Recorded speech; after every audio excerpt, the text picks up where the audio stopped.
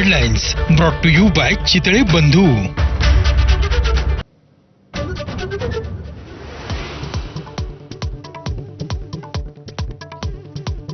होर्मुझच्या सामुद्रधुनीतून भारतीय व्यापारी जहाजांना इराणची परवानगी भारतासाठी मोठा दिलासा. परराष्ट्र मंत्री एस जयशंकर यांची इराणच्या परराष्ट्र मंत्र्यांशी चर्चा.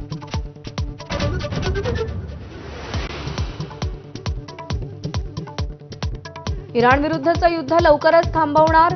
इराणमध्ये हल्ला करण्यासारखं ठिकाण उरलं नाही. अमेरिकेनं युद्ध जिंकलं. राष्ट्राध्यक्ष डोनाल्ड ट्रम्प यांचं वक्तव्य.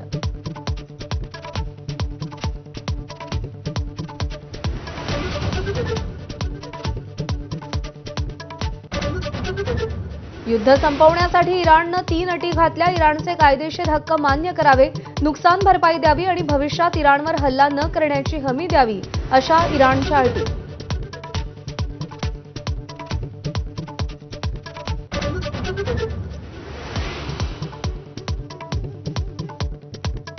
इराणच्या शाळेवरील हल्ल्यासाठी अमेरिका जबाबदार. लष्करी तपासात बाब समोर आल्याचं CNN आणि न्यूयॉर्क टाइम्सचं वृत्त.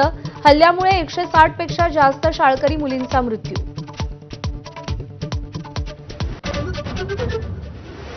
राज्यात अनेक ठिकाणी गॅस एजन्सी बाहेर मोठी गर्दी. अमरावतीत पोलीस बंदोबस्तात सिलेंडरचं वितरण, तर जळगावात LPG गॅस पंपावर रिक्षांच्या 1 किलोमीटरपर्यंत रांगा.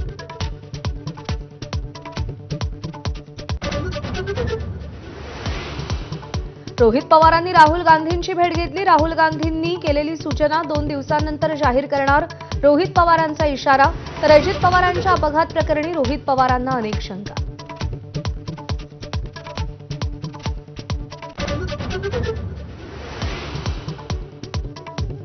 पंतप्रधान नरेंद्र मोदी म्हणतात की घाबरू नका, पण ते स्वतःच घाबरलेत. विरोधी पक्षनेते राहुल गांधींची मोदींवर टीका.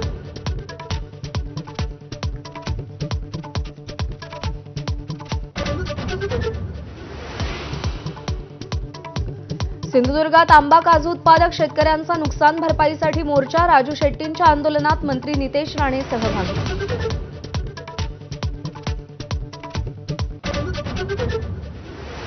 विधान भवनाला दिलेल्या धमकीच्या ईमेलमध्ये खलिस्तानला पाठिंबा देण्याचा उल्लेख. मोदी, शहा, एस जयशंकर यांना जीवे मारण्याची ही धमकी. डॉक्टर गुरनिरवै सिंग खान राजादा यांच्याकडून मेल आल्याचा दावा.